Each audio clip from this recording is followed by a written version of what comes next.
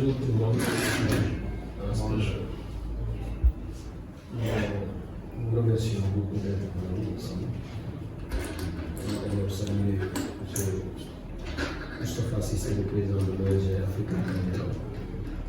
Saluer également tous ses collaborateurs. C'est un honneur et un plaisir de vous recevoir ici, au conseil départemental de Keur-Massar,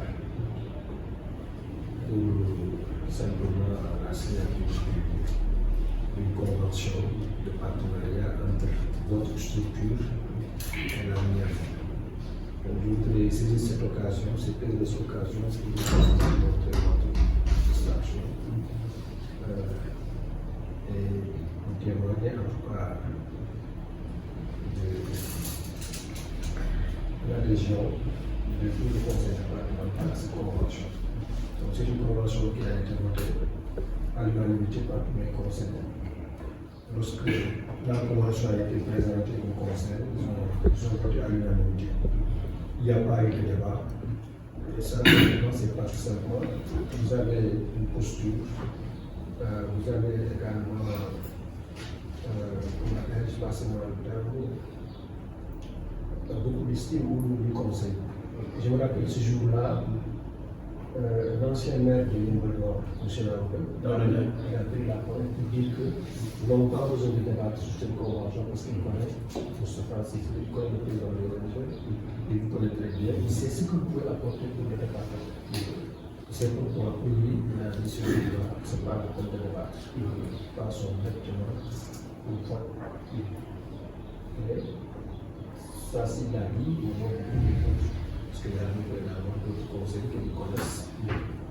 C'est pourquoi nous nous réjouissons de cette convention. On attend dans ce moment qui est très important pour la vie du département. Nous pensons qu'à partir de ce moment-là, à partir de cette signature-là, les choses vont s'accélérer pour simplement le bien-être de la population et de façon générale du département. En tout cas, nous avons beaucoup d'espoir pour cette convention. Il y a beaucoup de choses que vous pouvez faire ensemble. Je sais que vous allez vous appuyer en tant que département parce que, comme j'ai eu à le dire, dans beaucoup de circonstances, vous avez un département très jeune qui vient de beaucoup laisser des ans. En tout cas, c'est nous, parce que nous avons été installés le 11 février 2022. Nous n'avons même pas encore bouclé 2 ans. Nous avons maintenant un département qui a beaucoup de difficultés dans tous les domaines. Parce que nous avons 2 fonds de compétences que l'État nous a transférés. Il y a l'éducation, transfert aux politiques territoriales, il y a la santé, il y a l'agriculture, il y a la gestion des ressources naturelles, il y a la culture, je l'ai dit tout à l'heure, il y a la planification, il y a l'urbanisme, il y a la jeunesse, le sport et les loisirs. Donc au total, 9 domaines de compétences. Et nous avons en charge le développement du département dans ces domaines-là. Mais malheureusement, il se trouve que nous avons un problème pour faire face aux défis qui sont très nombreux dans ce département. Parce que nous avons, comme j'ai l'habitude de dire, ici, à Keur-Massar, des difficultés prioritaires. Donc c'est un département nouveau, très jeune, qui manque de tout en termes d'infrastructures sanitaires, en termes d'infrastructures. Parce qu'en termes d'infrastructures sanitaires, le département ne gère que les hôpitaux de niveau 1 et 2. Malheureusement, nous n'avons pas d'hôpital. Ce que nous avons, ce sont des centres de santé, des postes de santé et autres. Les centres de santé sont gérés par les c'est pourquoi, en termes d'infrastructures sanitaires, le département ne gère aucune structure sanitaire. C'est pourquoi un département comme Keur-Massar ne peut pas manquer de l'hôpital. C'est une demande sociale d'ailleurs. Soit nos centres de santé peuvent être érigés en hôpital ou bien on peut supposer l'hôpital. Dans le domaine du sport, de la jeunesse du sport, nous avons nombre de stades. Généralement, pour jouer certains rendez-vous, comme des finales et autres, nos jeunes sont obligés d'aller dans un autre département. Je me rappelle, le 1er janvier, le Dakar a organisé la finale départementale de Kansar. Et cette finale a été jouée à Al-Santigo à Pékin. Même ce jour-là, j'ai dit au préfet, imaginez tous ces gens-là qui se déplacent de Kansar à Pékin pour jouer véritablement une finale qui devrait se jouer dans le territoire du département. Donc l'idéal, c'est que ces gens de rendez-vous puissent vraiment se jouer comme ça. Donc nous avons besoin d'un stade départemental. Ça aussi, c'est une demande sociale. Sur le plan de la culture, parce que la culture aussi c'est une compétence transférée, nous n'avons pas de stade de spectacle digne de son nom. Là aussi c'est un problème. Nos artistes pour jouer, pour organiser certaines activités, les concerts, ils sont obligés d'aller à Grand Théâtre, ou bien à Sorano, ou peut-être ailleurs. Mais l'idéal c'était d'avoir une grande salle de spectacle ici. C'est pourquoi moi-même, dans le cadre de mon programme, j'ai comme projet la construction d'un centre de lecture et d'animation culturelle, ce que j'appelle le CALAC. Donc, dans ce centre-là, il y aura une grande salle de spectacle, une bibliothèque, une médiathèque, une salle d'exposition, un musée et des salles de réunion et de formation. Je crois que si un tel projet est réalisé, ce sera vraiment un soulagement des artistes, des acteurs culturels de façon générale. Voilà, donc dans le domaine de l'éducation aussi, nous avons déjà, parce que il y a quelques établissements que nous avons, parce que le conseil départemental gère dans ce domaine les collèges et lycées. Nous avons 14 collèges et 6 lycées. Il reste 6 hormis les établissements privés. Mais c'est encore insuffisant. Voilà un département qui manque de lycée technique et professionnel. Et nous avons également un projet comme ça, la construction d'un lycée technique et professionnel pour nos jeunes, nos étudiants. Ouais, donc, dans ce domaine, nous avons énormément de difficultés. Nous n'avons même pas de siège. Ce bâtiment-là a été loué. Parce que quand on est arrivé, on n'avait pas de bureau, on n'avait pas de siège, on a dû louer ce bâtiment-là pour pouvoir fonctionner. L'idéal, c'est d'avoir un siège. Heureusement que nous avons une assiette de 1800 mètres carrés qui va ajouter un siège. Nous avons le bois et le débit. Nous voulons construire un niveau de R+5 qui va contenir un rez-de-chaussée, un centre commercial, un restaurant moderne, une salle polyvalente et un amphithéâtre au niveau de la première étage. Nous allons ériger dans ce deuxième étage-là un amphithéâtre de 500 places minimum. Maintenant, le deuxième et le troisième vont abriter les bureaux, les locaux du conseil. Et maintenant, à la cinquième, je pense, il y aura des suites, à peu près 13 chambres, réparties en des suites, et je pense qu'il y aura 3 ou 4 suites, mais ce sont des chambres d'hôtel. Parce que nous voulons avoir un bâtiment rentable qui va nous permettre d'apporter quelques dividendes. Parce que comme nous n'avons pas de territoire, parce que notre territoire est virtuel, parce que les territoires sont gérés par les différents maires. C'est pourquoi nous avons comme objectif la construction d'un bâtiment comme ça qui pourra peut-être apporter quelques dividendes pour permettre de renflouer notre budget. Donc pour me résumer, vous voyez vous-même que nos territoires ont beaucoup de difficultés. Le problème c'est que nous avons un budget très maigre, un budget de 300 millions de francs CFA, 367 millions.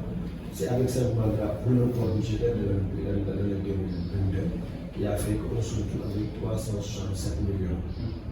Mais au début, en 2022, on avait 313 millions comme budget.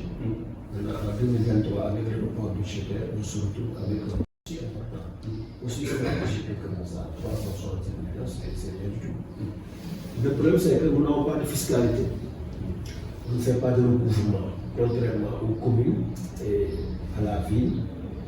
Nous, on ne fait pas de recouvrement au niveau des marchés, des usines, des entreprises, comme nous, et c'est ça véritablement notre problème. C'est pourquoi nous n'avons pas de recettes.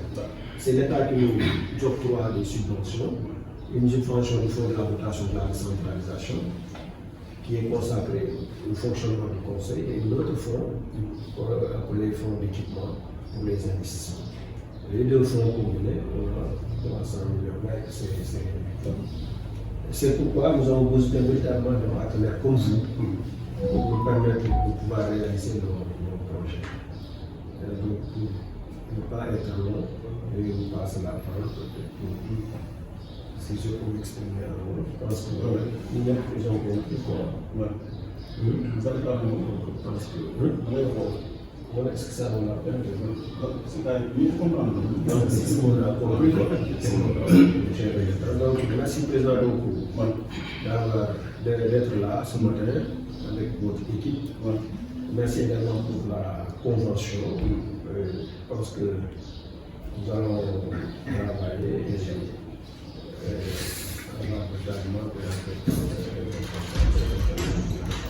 nous ne serons même pas à venir dans la chez vous.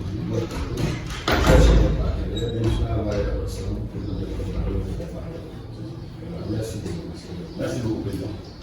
Merci beaucoup. C'est un honneur pour moi parce que moi je suis du Sénégal, je suis de la banlieue. C'est avec une grande fierté. Donc, je vous remercie pour cette invitation, l'honneur que vous me faites de me recevoir pour nous.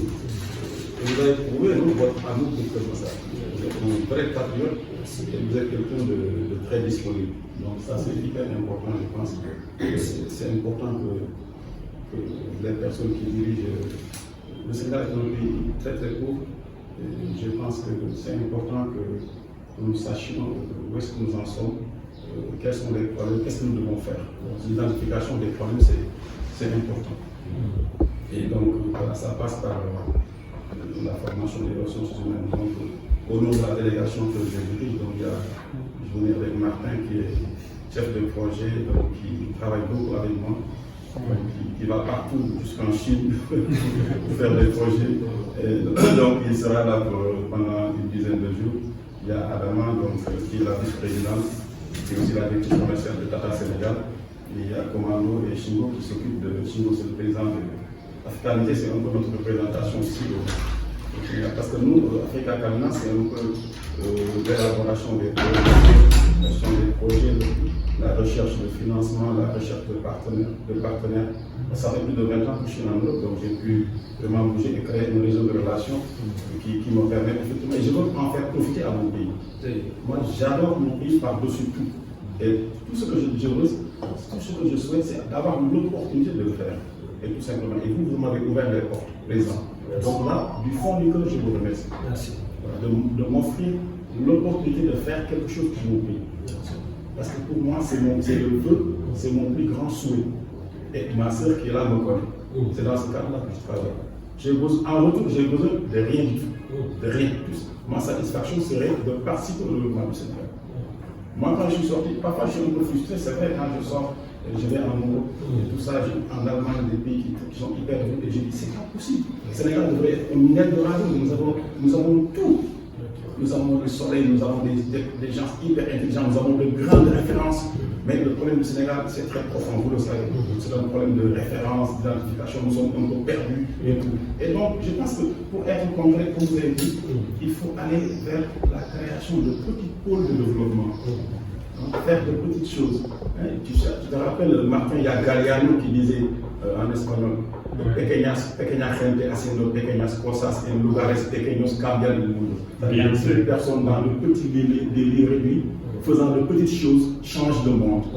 Donc tu n'as pas besoin de faire de grandes choses. Il faut commencer par les quartiers, essayer de faire de petits projets qui vont réussir, qui vont faire tâche d'huile et qui vont montrer que c'est possible de le faire. Et donc voilà, et nous sommes prêts, M. le Président, ça je vous assure que donc on est préparé pour ça. Et en ce qui me concerne, par exemple, pour la recherche de financement, mon travail c'est de ficeler des projets. Actuellement, je suis en train de ficeler aussi des projets au niveau de l'Union européenne et tout. Donc, il y a beaucoup de possibilités non, de pouvoir aider. Et que moi, ça, c'est un laboratoire aussi. Bien sûr.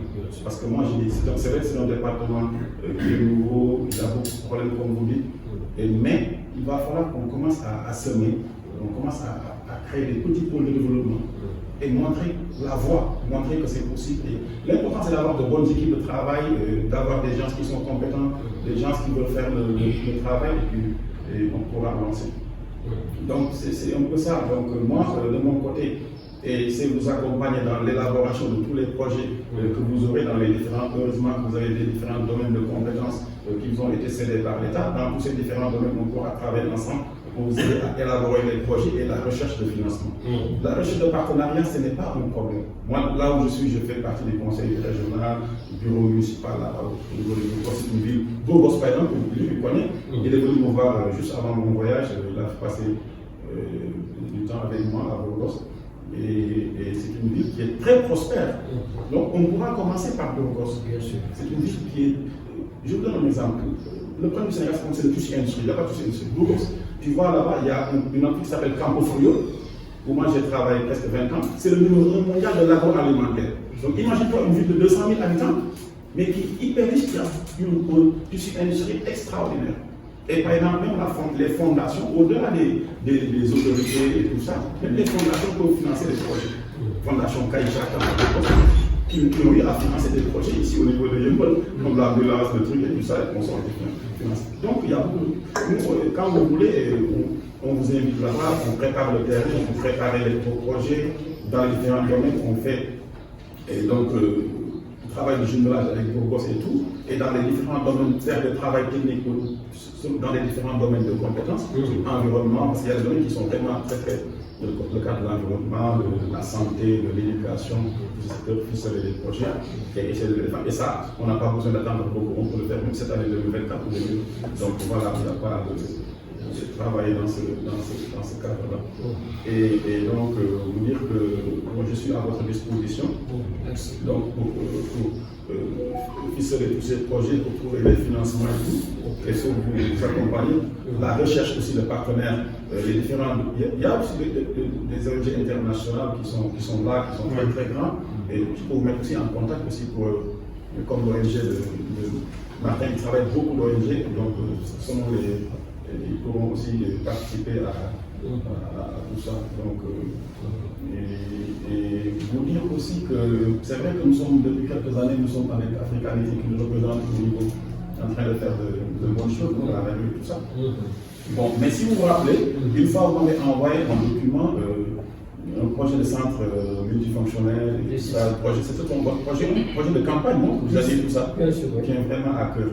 Donc, j'ai combien de questions, parce que moi j'avais ficelé un projet similaire, le projet là je l'ai déposé et tout. Il me semble que peut-être que ça va aboutir, donc à mon retour. Et je pense que ce serait peut-être un problème de voir si on peut avoir l'espace pour. Donc, dans tous les cas, je vous mettrai au courant. Dans le cas où ça arrive, on peut dire.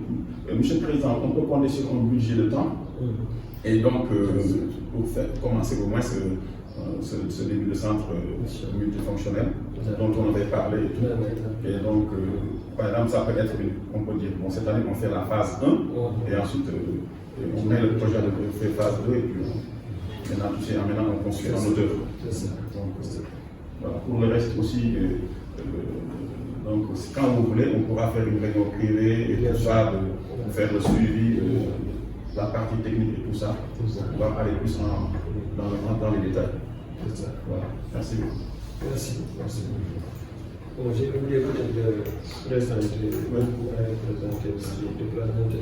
Oui. Bon, vous avez tout à fait en externe c'est le responsable de la cellule des affaires juridiques et conférencières. Vous avez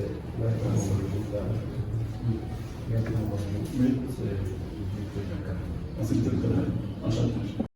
Il est le responsable adjoint, c'est le coordinateur qui le suppléant de la cellule partenariat et de la coopération décentralisée. Vous avez SNFAL. Donc, c'est un conseil spécial du président du conseil. En même temps, il est le président du départemental de l'éducation. Exactement. Je l'ai connu à l'inauguration de la qualité. Mais c'est un conseil spécial du président. C'est formidable. Vous avez Amadou Sow, Que je connais très bien d'ailleurs. voilà, donc le secrétaire général du département. Ouais. Sauvé Fatou, sont les membres de la cellule du partenariat de la préparation décentralisée. Voilà. Donc maintenant, comme vous venez de le dire, après certainement, on va vous envoyer une compilation de tous nos projets. Exactement. Comme ça, vous allez voir ce que, en tout cas, nous avons comme objectif, comme ambition de faire à Kermassa. Voilà. Donc, nous avons le document, on va vous l'envoyer. D'accord. Même avec les sièges, parce que les sièges doivent être très en avance avec la construction du siège. Nous avons déjà le début. Parce que nous avons un architecte qui est en train de confectionner les plans et donc il a déjà réalisé tous les plans concernant le siège, les plans en 2D, tout. Donc il va vous envoyer, on va vous envoyer tous ces documents. Comme ça, je peux traduire ça en espagnol. On va apprécier. Voilà. Mais en tout cas, merci beaucoup. Martin, vous voulez dire quelque chose? Oui, j'ai commencé à avoir des informations pour comprendre un peu plus l'impact des projets que vous avez. Et comme ça, je suis aussi en train de penser des différentes formulations pour